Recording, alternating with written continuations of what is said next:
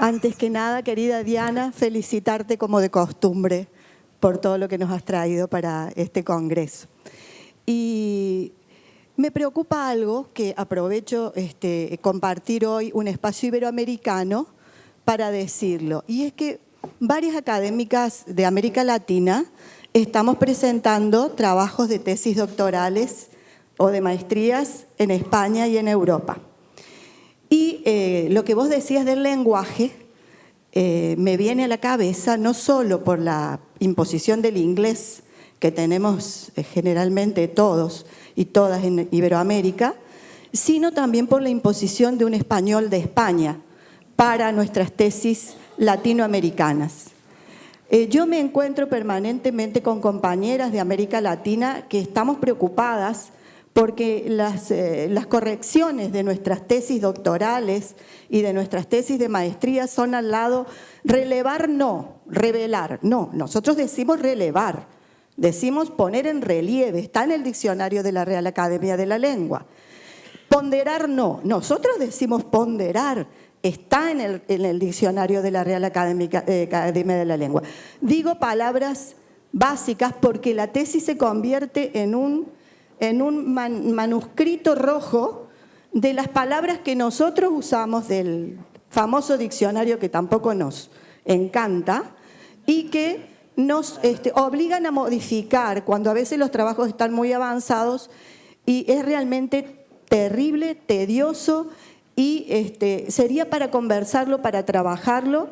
Y también el tema de las normativas europeas que hay en este momento sobre, por ejemplo, no citarnos como autoras de nuestros propios textos cuando hacemos las tesis. Claro, o ser americano, pero también nos obligan en Europa, cosa que en América Latina no tenemos problema. O el lenguaje en personal, en yo, o sea, decir en primera persona, que nosotros en muchas partes de América Latina no tenemos problema y cuando vamos a hacer esta tesis realmente más trabajo nos da. Estas cuestiones medio absurdas del lenguaje y de estas reglas que de la elaboración del trabajo en el cual no recibimos prácticamente feedback de lo que pensamos, de los objetivos, de las hipótesis, del trabajo académico. Eso por un lado. Y por otro lado, vos sabés que en Paraguay, y muchas compañeras aquí conocen, el contexto es muy diferente al resto de América Latina porque América Latina no es una ni única.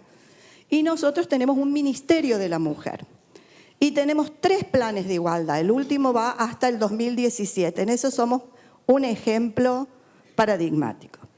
Tenemos evaluaciones, tenemos indicadores, tenemos compañeras que nos han ayudado en todo esto de toda la región. Pero es como si viviéramos bipolarmente, como decía Rebeca Greenspan, dentro de la región, dentro del Paraguay.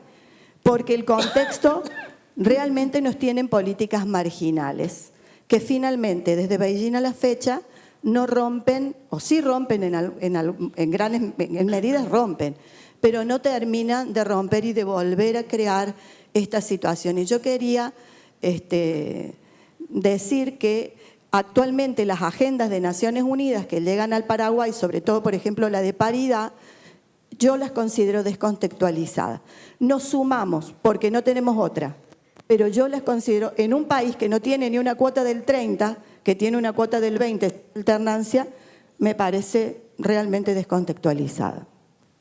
Minha pergunta é em que medida este congresso e as pessoas presentes podem ajudar o maior país de América Latina, que muitas vezes não se considera de América Latina, porque não habla espanhol, habla português, onde o aborto segue criminalizado, onde não temos mais um Ministério de Ciência e Tecnologia, onde a Secretaria dos Direitos das Mulheres não existe mais, existe solamente como um chiquitito departamento de um outro ministério, onde há uma lei que vai ser votada e vai passar, que é chamada a Lei da Escola Sem Partido, e onde vai ser proibido se manifestar, mesmo contra coisas, não se pode falar de gênero nas escolas.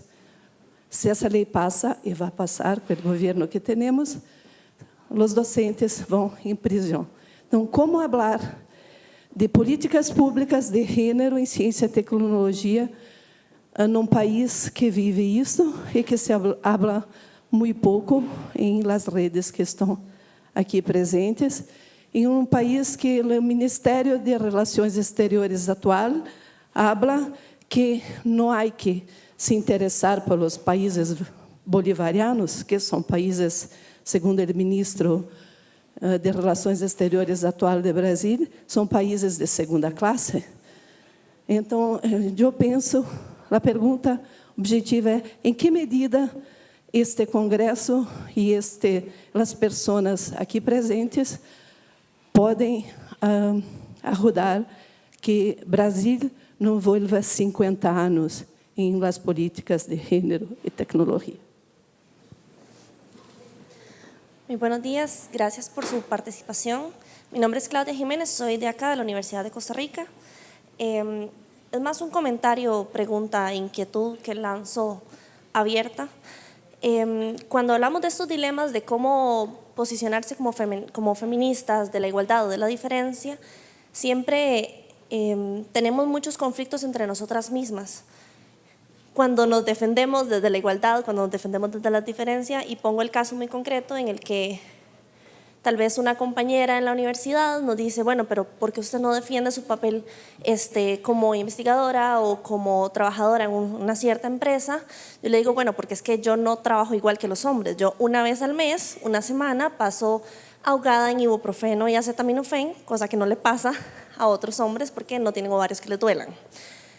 Entonces, cuando yo defiendo mi diferencia como mujer, cuando yo me digo, yo soy mujer y soy diferente y vivo cosas que otros entes, otros seres masculinos no viven, cuesta defenderlo ante mujeres que creen que ante todo debemos ser iguales a los hombres. Entonces, estas inquietudes que las vivimos todos los días y que tenemos que defenderlas para uno u otro lado, para mí se me hace muy complicado decirme feminista y no ponerle un apellido a ese feminista. ¿Qué feminista soy y qué feminista quiero ser? Es como una inquietud abierta que sigo teniendo y que le agradezco muchísimo sus aportes a seguir respondiéndome estas preguntas diarias. Y pues cualquier aporte en este sentido se lo agradezco inmensamente. Muchísimas gracias. Ya, buenos días, Lourdes Fernández de la Red Mexitec. Y bueno, ante todo agradecer a Diana su presencia, su acompañamiento en el Congreso y esta sistematización apretada y rápida de políticas, leyes e indicadores en ciencia, tecnología y género, ¿no verdad? Bueno, vengo de la psicología y eso va a sesgar mi intervención un poco. Yo pienso que efectivamente esta presentación de políticas y leyes con esta organización es muy reveladora y muy conveniente. Sin embargo, sigo pensando que no basta.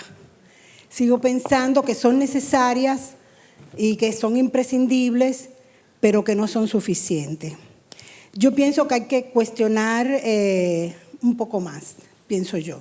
Hay que cuestionar la cultura, hay que cuestionar los imaginarios, hay que cuestionar esta cultura opresiva de género y esta opresión múltiple desde una mirada interseccional.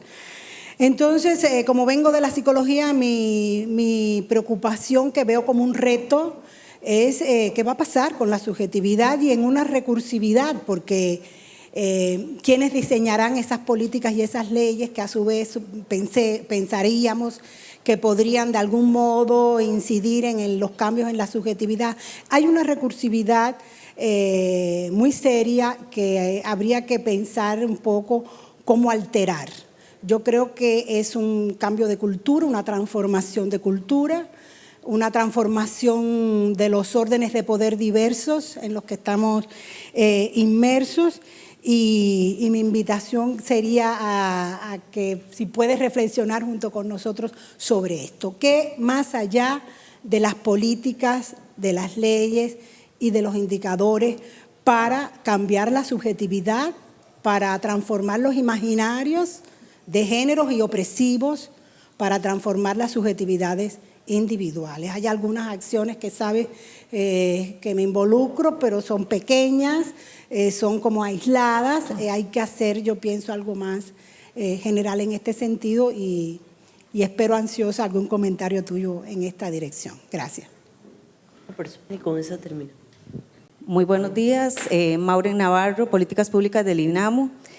No puedo dejar de pensar primero en mi conocimiento como mi primera carrera profesional como doctora en educación y ya como una síntesis de todo lo que he visto, todas las participaciones en este congreso y de las inquietudes que las compañeras acaban de manifestar, lo veo a nivel macro como una problemática de un árbol enfermo. A veces tratamos de tratar ese árbol enfermo cortándole las ramitas y viendo cómo luce mejor. Sin embargo, la problemática está en la raíz, está enfermo, hay que tratarlo desde abajo. No puedo, y quiero hacer énfasis en dejar de pensar que la raíz de todas las problemáticas, como ha mencionado la compañera de Brasil y la compañera que hablaba de la opresión con el lenguaje, está en la cultura misma y en la raíz que es la educación. Pero la educación no a nivel solo curricular de las escuelas, esa es fundamental para deconstruir desde la perspectiva epistemológica del conocimiento social, ese conocimiento que traen nuestros infantes ya, ¿verdad? Pero también de la construcción curricular del fundamento de conocimiento y la cultura capital del rescate de nuestras familias, de nuestros hogares, de rescatar el conocimiento antiguo de las que fueron tachadas de brujas porque eran científicas, de darle ese valor a esas mujeres, pero tiene que ir esto de raíz. No podemos estar trabajando en políticas si nuestros niños y niñas siguen creciendo con patrones en los hogares, en la sociedad, transmitidos por los medios de comunicación, enmarcados siempre con la inequidad, ¿verdad? Entonces, en síntesis, mi aporte es: no dejemos de ver la problemática de la raíz.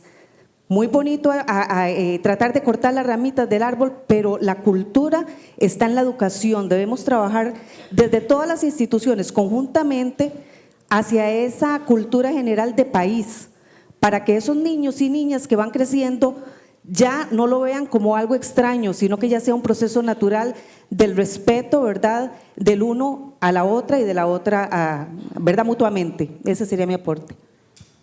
La primera es una duda de corte técnico y la pregunta va en un sentido así como pedagógico. Ver cómo han hecho, pregunto, ¿cómo han hecho en RACCID para la elaboración y el seguimiento de los indicadores, que es siempre el reto que tenemos en todas las redes, ¿no? Así si nos puedes compartir esa experiencia. La segunda es una preocupación que he tenido desde el congreso anterior y es que justamente pensando en esta cuestión intersectorial, cuando hablamos de ciencia y tecnología, sigo percibiendo que en la palabra ciencia seguimos marcando hegemónicamente el término para vincularlo como a las ciencias duras y seguimos como en la preocupación que no es menor y que debe permanecer de cómo incorporar a las niñas y a las mujeres en este campo científico, pero las ciencias sociales también tienen una estructura misógina muy profunda, ¿no? Que entonces habría que ver cómo hegemónicamente estamos utilizando nosotras mismas ese término y cómo lo podemos revertir. Y bueno, lo tercero y lo cuarto van relacionados, que tienen que ver con la epistemología y cómo posicionarnos desde una postura donde veamos al feminismo como un proyecto civilizatorio y podamos tener una visión no solo intersectorial, sino holística, en la que podamos dialogar entre este dilema entre la igualdad y la diferencia, ¿no? Y entonces aquí más bien sería, si me acompañas en esta reflexión de cómo construir un proyecto científico feminista y en este sentido, ¿cómo podemos comenzar a construir no solo indicadores, sino reflexionar sobre nuestras metodologías?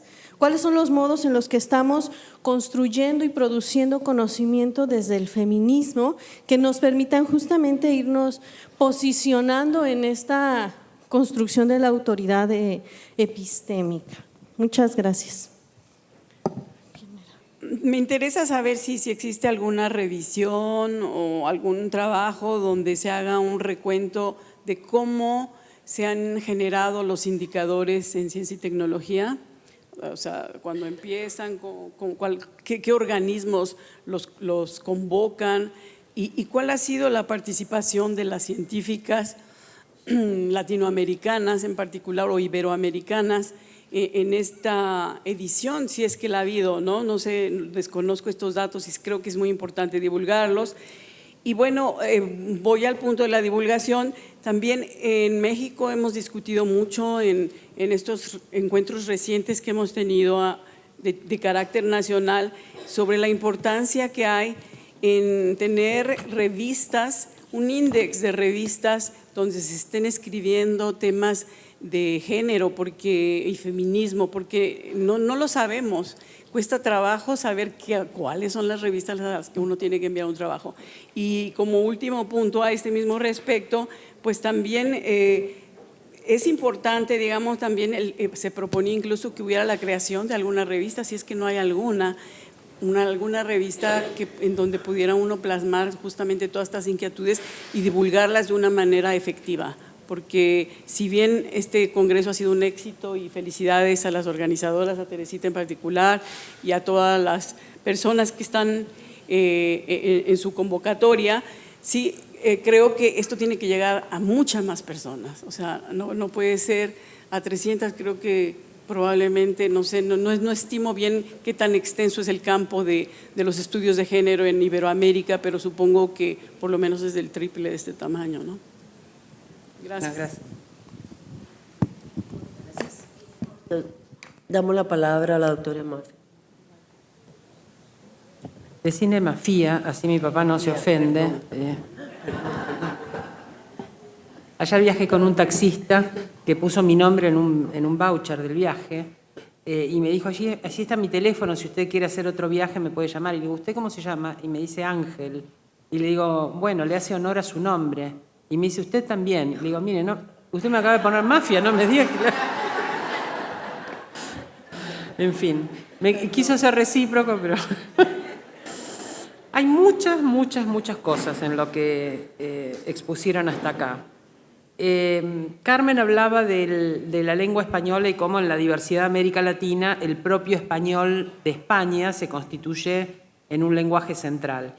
El lenguaje es uno de los signos más claros de la posibilidad de cooperación entre los seres humanos. No habría posibilidad de lenguaje si no hay posibilidad de consenso sobre los sentidos.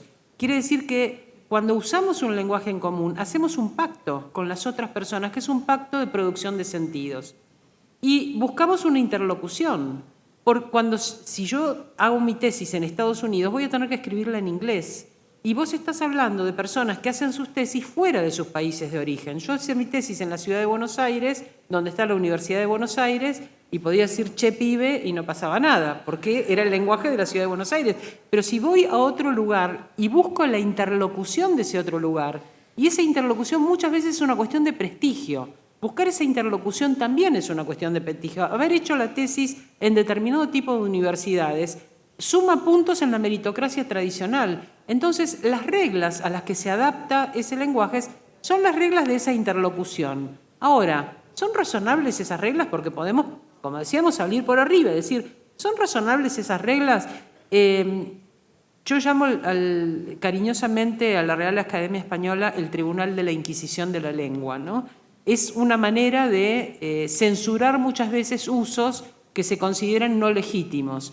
Esos usos, cuando vos decís, nosotros hablamos de esta manera, hablás de esta manera en un ámbito reducido donde se comprende el sentido, y si querés ampliar el ámbito de sentido, tenés que cambiar las reglas, porque en esto consiste el lenguaje. Entonces, a veces es muy difícil hacer esa mediación. Podemos discutirla.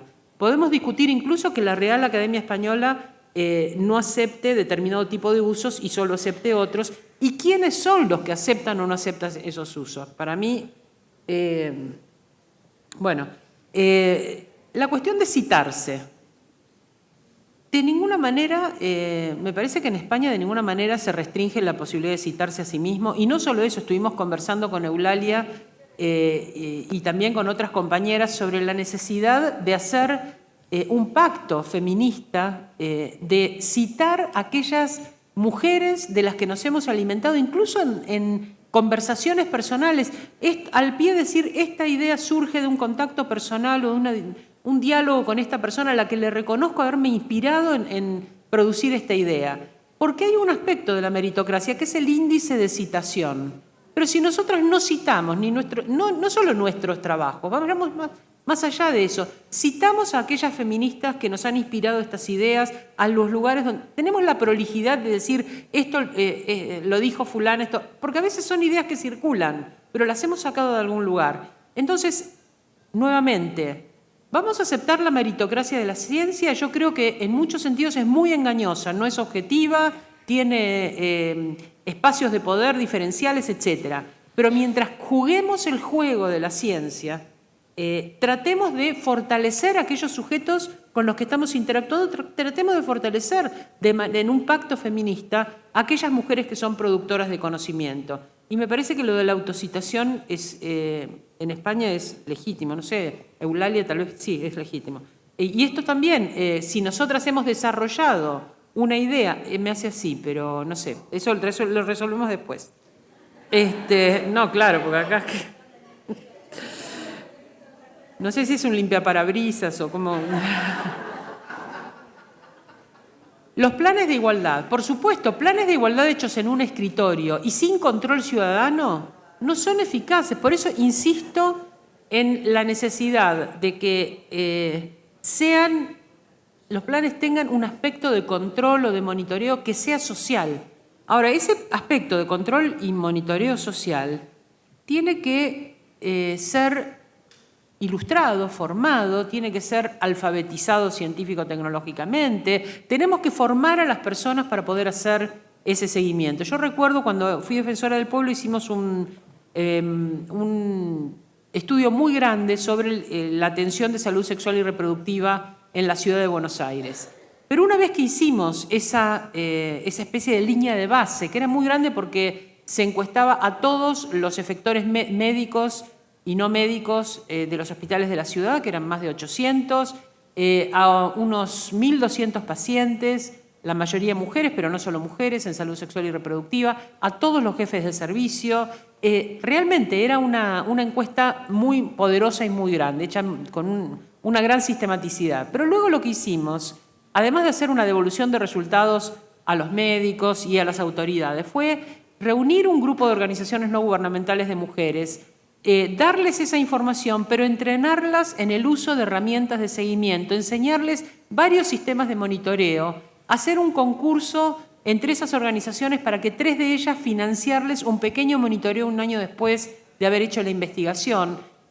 A ese pequeño monitoreo hacerle un seguimiento con especialistas, es decir, entrenar a la sociedad civil para que pueda controlar las acciones de gobierno. Por supuesto que sin eso tenemos una división donde el dibujo se presenta en los organismos internacionales, se cumplen metas que se presume eficaces. Por eso hablé de no tanto la emisión del plan desde un escritorio, sino todo el proceso de participación de mujeres en todo el proceso, incluyendo mujeres populares que hagan un seguimiento social de las cosas, de las políticas que las impactan.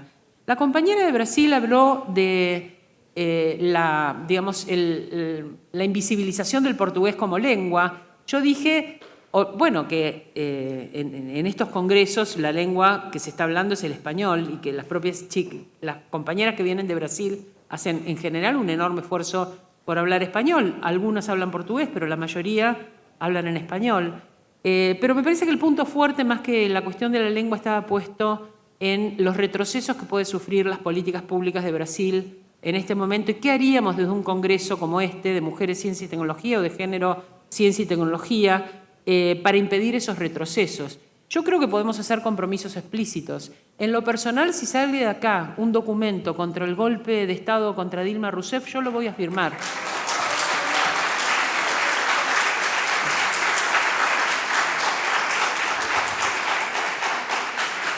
Si hay acuerdo con eso, creo que podemos ocupar hoy al mediodía o la tarde en redactar ese documento y decir que este Congreso, con 18 países presentes, considera grave que haya un golpe de Estado contra una mujer política como Dilma Rousseff, que ha asegurado la igualdad de las mujeres en tantas áreas de gobierno.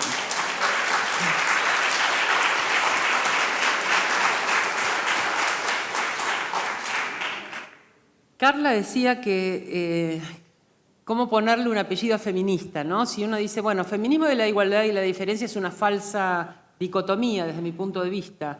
Feminismo crítico, feminismo radicalizado, feminismo queer. Yo me defino como feminista queer porque considero además que las dicotomías sobre los cuerpos son parte de los sistemas de represión y de producción de sentidos que restringen muchos saberes sobre las propias identidades, sobre las propias sexualidades, sobre las propias preferencias.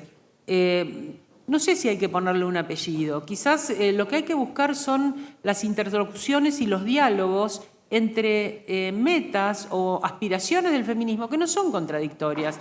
No es contradictorio defender la diferencia de las mujeres y armar una alianza entre mujeres y luchar por ese reconocimiento y luchar por mejores condiciones para la ciencia en un país donde la ciencia se ve que está siendo amenazada desde muchos otros valores o desde muchos otros poderes. Me parece que son cosas que tenemos que hacer a la vez. Y yo insistí en que, desde mi punto de vista, el feminismo es una posición política, no es una condición hormonal. Por lo tanto, ni todas las mujeres son feministas, ni solo las mujeres son feministas.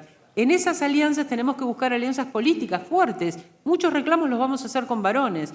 Desde la RACSIT trabajamos con los sindicatos o trabajamos con representaciones de trabajadores y trabajadoras de la ciencia, y eso no es contradictorio con ser feministas, todo lo contrario. Lo que pedimos es que esas instituciones se comprometan con nuestros reclamos, ¿no?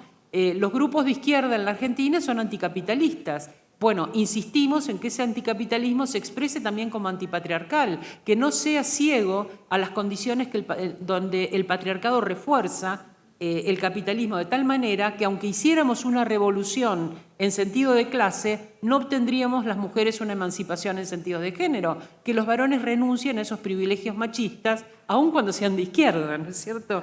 Así que no sé si la cuestión es ponerle apellido o lograr estos espacios de interlocución. Me manejaría mejor pensándonos siempre en situaciones de frontera. Y las situaciones de frontera, que también tienen que ver con el lenguaje, son situaciones donde necesitamos traducciones, necesitamos manejar como el portuñol, ¿no? Como un lenguaje de frontera, necesitamos manejar esa interlocución si es que queremos hacer cosas en común. De esa manera pensaría el feminismo, lo pensaría siempre en la frontera, siempre teniendo que negociar con otros lenguajes, con otros saberes, también emancipatorios, no deslegitimarlos, no pensar el feminismo aislado de otros movimientos. Lourdes decía con mucho sentido que la política no basta y que cómo pensar... ¿Cómo, te cambiaste de lugar? ¿No? Es para mantenerme alerta. Para mantenerme alerta. Y es verdad, la política no basta porque... pero sin embargo hay una dialéctica en la cual los cambios políticos producen cambio en la subjetividad. Y determinadas subjetividades son muy relevantes para producir cambios en la política. Esta dialéctica entre lo personal y lo político sí creo que existe y que es muy fuerte. Ahora, ¿cómo lograr la recursividad, decías vos? ¿Cómo lograr que aquello que logramos en lo político intervenga después en nuestra subjetividad y que lo que logramos en nuestra subjetividad produzca cambios en lo político? Me parece muy importante esa pregunta porque esa es mi insistencia para pensar que esos cambios no pueden ser individuales. Si nosotras hacemos el cambio subjetivo vos haces talleres que tienen que ver con el conflicto en la subjetividad de las mujeres en la construcción de carreras profesionales, no solo en ciencia y tecnología, en general en la construcción de carreras profesionales. Ahora, hacerlo en un taller colectivo es pensarse no simplemente como una persona que tiene un conflicto, trata de resolverlo, empoderarse y enfrentar mejor su lugar en la institución, porque este camino individual no cambia nada. Cambia, en todo caso, a la mujer, pero no cambia la posibilidad de acceso para la totalidad de las mujeres o para el amplio grupo de mujeres. Pensar que ese cambio es individual, pensarlo como individual, nos hace pensar siempre el ajuste de las mujeres a un sistema y no el cambio del sistema. Yo creo que y en esto estoy segura que estamos de acuerdo, ese cambio es colectivo y esa incidencia debe ser colectiva. Entonces, cuando hacemos el trabajo que no lo hacemos solamente las mujeres, que deben hacerlo los profesionales, que deben hacerlo los ministros, que deben hacerlo los efectores de políticas públicas, de sensibilización, de formación. Yo creo que hay dos aspectos que toda política pública tiene que respetar y que son transversales, que son los derechos humanos y la perspectiva de género. Esos dos aspectos, así como ningún funcionario podría ignorar los derechos humanos cuando ejerce su trabajo, tampoco debería ignorar la perspectiva de género para producir equidad, para garantizar equidad cuando hace su trabajo. Es un tipo de ignorancia que no se puede admitir. Y, sin embargo, es un tipo de ignorancia que se admite. Hay tecnócratas, incluso mujeres, que pueden perfectamente pasar por una disciplina porque manejan economía o porque manejan derecho y no tener la más absoluta formación técnica. Y la verdad es que no es solamente una cuestión de buena voluntad, es una cuestión también de saber de qué manera aplicar las políticas. Así que creo que eso tiene que ser colectivo, tiene que ser plural y no solo se lo exigimos al movimiento de mujeres, se lo exigimos a cualquier persona que tenga la responsabilidad de una política pública. La recursividad me parece que estaría garantizada por este diálogo, ¿no?, entre lo personal y lo político.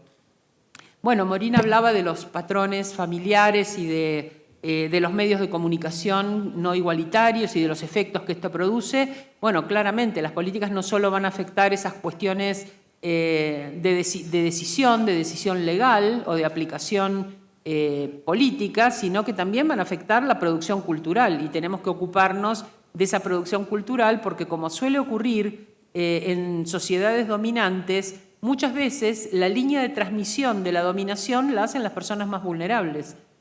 Son las mujeres muchas veces las que transmiten una condición de subordinación precisamente por nuestra vulnerabilidad, no porque seamos culpables o responsables, porque en nuestras casas no enseñamos feminismo, sino que actuamos de manera diferenciada, sino porque somos víctimas de un sistema patriarcal que, entre otras cosas, nos pone en una situación de reproducción social dentro de las tareas reproductivas que las mujeres tenemos a cargo, la reproducción social de un sistema que es un sistema que nos oprime. Entonces, contra eso hay que luchar también desde lo político, no es simplemente pedir el cambio, la suma del cambio cultural, sino producir el cambio cultural a través de la política.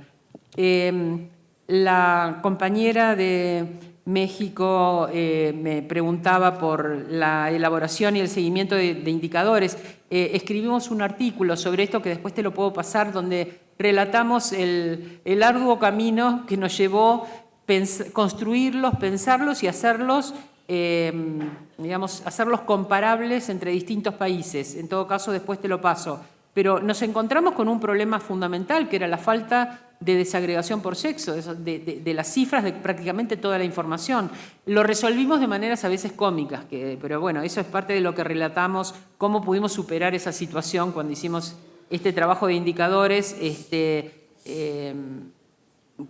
Creo que quizás cuando se preguntaba qué cosas exigir, esta es una cosa primaria. Exigir que los indicadores sean producidos desagregados por sexo y edad es una cosa primaria que cualquier política pública nos tendría que dar para poder incidir sobre ella. Sexo y edad, porque además las etapas de la vida son significativas de distintas maneras. Hablabas de la misoginia de las ciencias sociales, absolutamente de acuerdo. Cuando hablamos de ciencias parece que solo nos referimos al riesgo de esas ciencias duras. Estoy hablando de lograr equidad, que las carreras muy feminizadas no necesariamente sean una elección obligada para las mujeres, que las muy masculinizadas no sean expulsivas de las mujeres. Ahora, esto es el ingreso a la carrera. Después, analizar. Cuando yo hablaba de una estrategia que significaba fortalecerse en el dominio de una disciplina para después establecer una crítica feminista de esa disciplina, bueno, si vos no sos socióloga, en tu caso, que trabajás en sociología, si vos no sos socióloga y estás opinando desde estudios culturales o desde la publicidad o cualquier otra cosa y decís la sociología es misógina, te van a descartar como alguien que no está ilustrado en la propia disciplina. Si vos estás recibida en esa carrera y sos una persona que ya se sabe que domina ese saber y decís esta teoría es misógina y justificás en términos que sean comprensibles por quienes son los interlocutores teóricos de esa carrera, esa va a ser la capacidad que vas a tener para poder hacer cambios dentro de esa misoginia. Lo otro va a parecer como una opinión ideologizada, y a muchas feministas nos pasa esto. Cuando hacemos una crítica es una opinión ideologizada. El androcentrismo de la disciplina no es una opinión ideologizada, son nuestras críticas feministas. Bueno, entonces tenemos que hacer ese doble trabajo, dominar la disciplina y mantener el espíritu crítico. Y me preguntaba una compañera sobre los indicadores en ciencia y tecnología, ¿cuándo fueron los primeros indicadores? ¿Vos me habías preguntado? Sí. ¿Cuándo fueron los primeros indicadores? Que yo recuerde, los primeros indicadores de género los publicó UNESCO en 1996. En el informe anual sobre la ciencia, ese año agregó un capítulo que era género y ciencia, que lo tuvo a cargo Sandra Harding, que es una epistemóloga feminista muy conocida, de las primeras epistemólogas feministas. Una cosa importante para nosotras, para reflexionar nosotras, es que allí se tomó Europa, Asia, África, pero no América Latina como región para producir esos indicadores. Es decir, América Latina sigue siendo un dolor, digamos, en las regularidades de casi todas las cosas que se intentan comprender y universalizar. Seguimos siendo algo difícil de catalogar, de categorizar. Entonces, el primero que recuerdo es ese, 1996, Informe de la Ciencia de UNESCO, capítulo de Sandra Harding, un capítulo agregado al final, lo cual también es una cosa que no deberíamos aceptar. Toda la producción de información debe estar vista desde una perspectiva de género y no hacer una producción como si fuera neutra y al final agregarle un capítulo de género como si fuera un rulo de crema, ¿no es cierto? Bueno, no se agrega de esa manera. Pero esto creo que yo recuerde es lo primero. Y luego sobre la cuestión de la indexación de revistas, que alguien preguntó, vos misma. Mira, me parece muy importante. Hay muchas revistas de género en América Latina, pero charlábamos justamente con Eulalia Pérez Cedeño sobre su idea, y acá hagámosle unas zurras para que se anime, de hacer una revista iberoamericana de género, ciencia y tecnología. Necesitamos que esas revistas, por el momento, acá está, te buscaba en el otro, se me mueven y yo soy viejita, chicas, sí. Alentaría muchísimo que se hiciera, y que se hiciera con todos los resguardos, por el momento, todos los resguardos meritocráticos, ¿no? La revista indexada, con referato, con comité asesor internacional, etcétera, y que fortalezcamos entonces, y lo que me parece muy buena idea de lo que sugeriste, es hacer un listado de revistas académicas que reciben artículos con perspectiva de género en América Latina. Eso es algo que nos podemos proponer en la red, y difundirlo para que cuando mandemos un artículo lo podamos hacer a la vez en una revista feminista y eso no perjudique nuestras condiciones meritocráticas en las carreras. Muchas gracias.